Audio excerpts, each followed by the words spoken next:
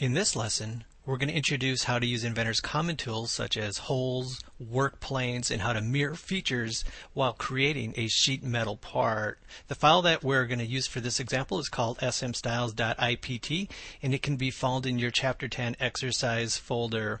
I'm going to start off by going into the sheet metal features panel, and from down here I'm going to go ahead and select on the Flange Tool, and I'm just going to place in a simple flange going up, and let's make it a little bit larger so we can see it. 50 millimeters. And what I want to do is I want to place in a hole. So from the sheet metal features panel, if I slide on down here, you'll start to see Inventor's common tools. So for example, we have the hole tool and the work planes and work axes. So let's start off by placing in a work plane. And I'm just going to select my two inside planes so I can get a plane right in the middle. And what I like to do at this point is go back and I want to mirror the flange over. So again, I'm just going to slide on down, and again here we can see some other tools that you're definitely familiar with, the rectangle, circular patterns. So now in this case, let's go ahead and select on mirror. I'm going to select the flange that I want to mirror over. And for the mirror plane, let's select our work plane. Let's go ahead and select OK. So as you see, there's no difference working in the sheet metal environment as though you were working on just a regular part file.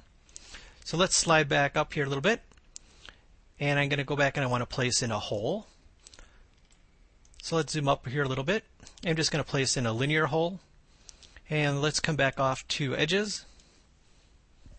So let's come 25 millimeters off this edge and 20 millimeters off the top.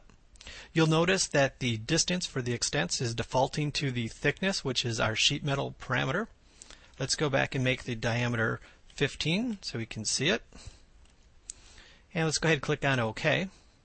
So you see now that I placed in that hole, it didn't automatically get mirrored over.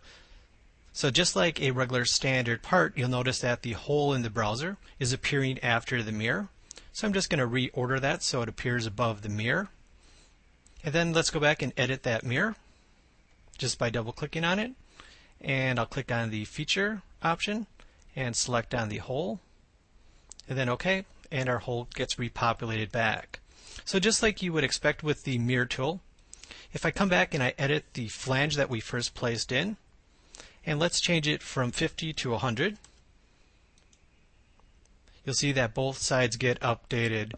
So when creating sheet metal parts, feel free to use Inventor's common tools where applicable. The only tool that we really want to stay away from is going to be the extrude tool when we're trying to create faces and flanges. In this case, go back and use Inventor's tools, for example, face and flange, to do those. That way you'll be making sure that you maintain Inventor's link to those sheet metal parameters.